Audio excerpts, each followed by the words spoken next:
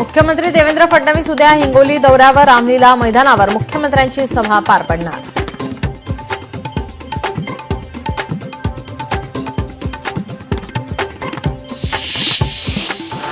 धाराशिव जिल्ह्यात पावसामुळे शेतकऱ्याची विहीर खचली। शिवसेना ठाकरे गटाचे आमदार कैलास पाटलांनी बांधावर जात केली पाहणी।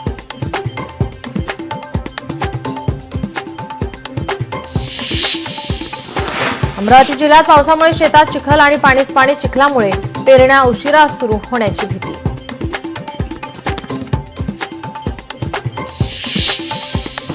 राज्यातील 30 गोशाळांना एकूण 5 कोटींची मदत। गोशाळेतील जनावरांच्या संख्येनुसार 15 ते 25 लाखांच्या दरम्यान अनुदान दिलं जाणार।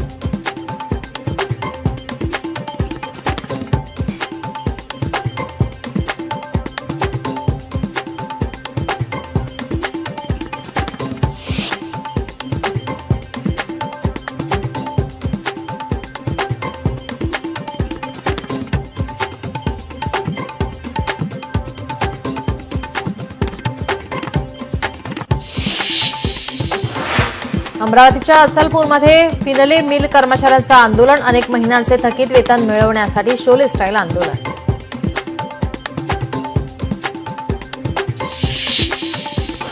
कोल्हापूर आणि सांगली जिल्ह्यात संभाव्य पूर परिस्थितीवर आंतरराज्यीय समन्वय बैठक। पूर व्यवस्थापनासाठी ठोस योजना आखण्याचे नियोजन।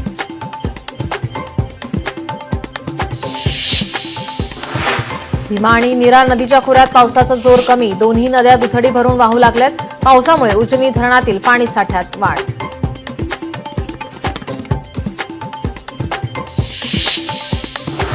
धारावी पुनर्विकास प्रकल्पाच्या मास्टर प्लॅनचं आज सादरीकरण। दुपारी सह्याद्री अतिथीगृहात प्लॅनचं सादरीकरण होणार।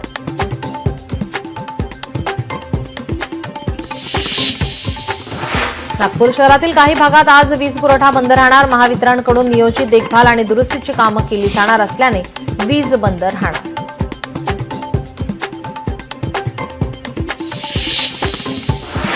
पुण्याच्या पुरंदर विमानतळासाठी 7 गावातून 794 हरकती। 29 मे पर्यंत शेतकऱ्यांना हरकती नोंदवण्याची मुदत। त्यानंतर शेतकऱ्यांच्या हरकतीवर सुनावणी होणार।